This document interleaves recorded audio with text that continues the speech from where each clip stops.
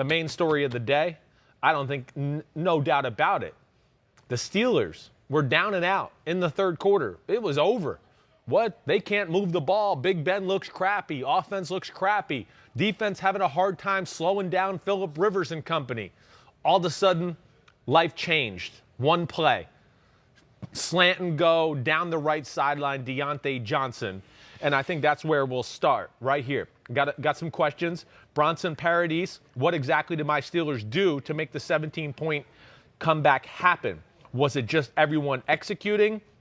Was it Randy Fichtner not holding the offense back? Okay, Randy Fichtner's been doing a great job. Let's not, get on him too hard here. The formula which he put out there was successful for 11 weeks in a row. Players deserve some of the issues here, or some of the blame as well. Now, here's the big thing to me with the comeback. Early on, certainly off kilter. This is a Steelers offense, one that we talked about last week, had become predictable within its predictableness. I mean, yeah, we know you're going to throw the ball every play, but now we know you're going to throw the ball every play 5 yards down the field in these areas, and you could just play areas against them. Early on, it was Strugglesville, certainly, but I think this is the big thing that jumped out to me more than anything. All right? When they started to move the ball, and you see this if you're watching on YouTube right now, the second half transformation was 23 of 29 for Big Ben for 244 yards and 3 touchdown passes. Okay?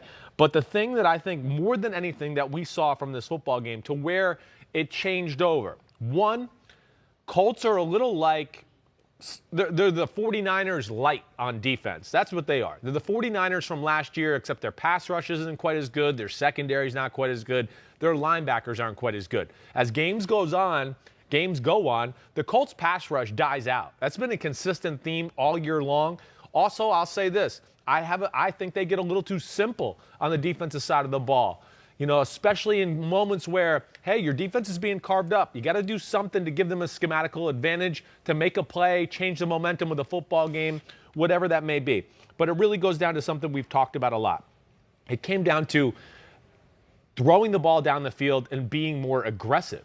That's all I can really say was the biggest difference in the second half as compared to the first. Saw the Deontay Johnson touchdown. Okay, that was an empty sluggo, slant, go up the sideline, ultimately ended up being like one-on-one coverage on the outside.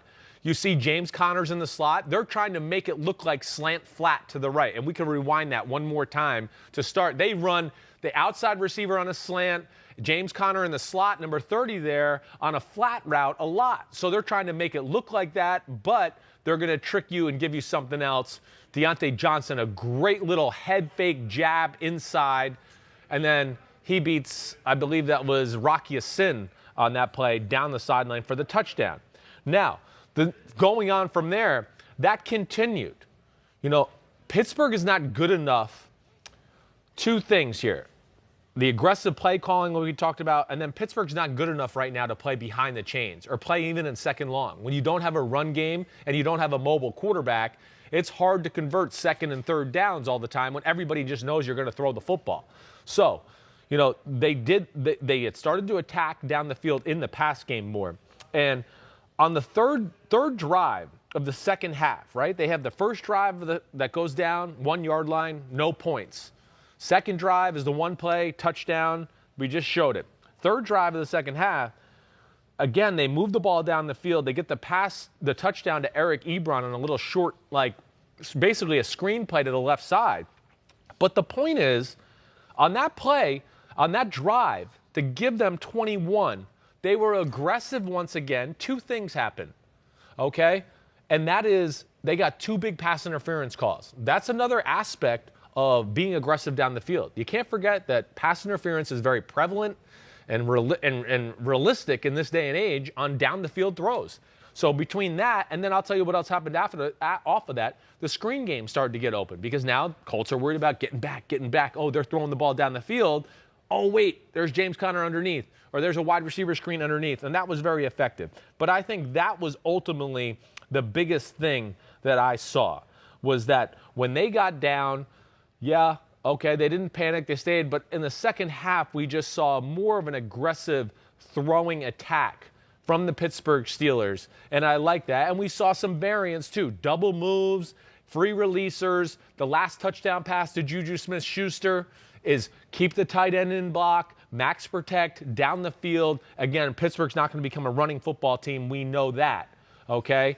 But they can improve what they do and be more diversified in the passing game, and I think that's the big thing there altogether. All right, I think we hit enough on that game. We'll talk about their defense. Hey, they were phenomenal, holding the Colts, shutting them down in the second half. And let's see, I know I got a questions here. Oh, I got a question from Colts RV. Why did the Colts abandon the run game in the second half? This appears to be a reoccurring issue. I would agree the Colts are not the most patient with the run game, but really in the second half, the biggest thing is they couldn't get a first down for a while to really start saying, okay, we're going to establish a run game once again like we did in the first half. That was an issue. They were smothered by the Pittsburgh defense. Then they got a little drive going finally at 28-24, and that's when Phillip Rivers on a 1st and 10 threw a bad interception down the middle of the field, which just, can't happen for a guy like Phillip Rivers. So that was tough there, let alone one of the things you need to do when you play the Pittsburgh Steelers is go, I'm not going to let their defense score points on us. And yeah, I know the offense scored the first touchdown of the day on a 3-play, 3-yard drive, but the defense set that up. That has to be part of playing the Pittsburgh Steelers. Colts lost sight of that, lost their mojo on the offensive side of the ball in the second half altogether. I don't think they necessarily abandoned the run, all right? It's just more of they got stuck in not being able to get first down, stay on the field, and never had that chance to kind of get it going once again. Had one more question from @SportsLover2010. Why did the Steelers struggle so much running the ball? Is it a personnel issue? Is it a scheme issue? It's a little bit of everything, let alone, and more than anything, it's just an attitude thing. This is the way they've set up their year. Started out the year throwing the ball a lot, short passes, everything like that. They're having a hard time transforming into the run game. It's not going to happen at this point.